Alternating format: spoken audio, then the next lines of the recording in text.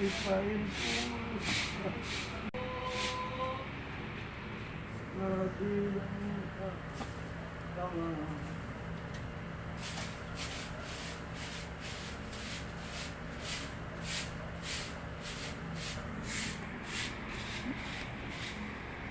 mga kananay. Ito po ang inyong nanay Yolanda. Almusal po tayo. Yan. Almusal po. Yan. Pagka almusal ng walang ganong budget.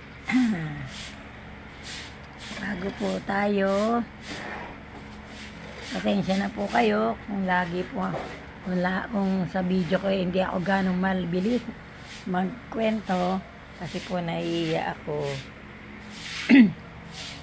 Kung bago pa man kayo sa aking video, talagang bago, dahil bago pa lang po ako, huwag po niyong kalimutan i-like, share, at subscribe po ang aking channel.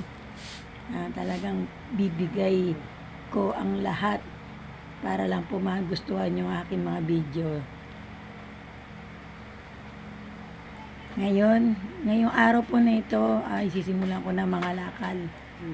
Lalo po ngayon, darating ang truck ng basura. Abangan ko po yan.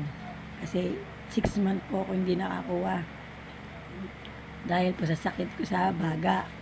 Medyo okay na po ang katawan ko. Kaya nag-uumpisa na po ulit ako. Wala po akong kariton eh. Sira po ang aking kariton. Baka naman. Yung gulong po sira. Kaya hindi ako makapag-biyahe. Sako-sako lang po muna dadalhin ko. Kami pong dalawa ni Kobe, ang aking apo. Kape po tayo. Yan. Mga subscribers.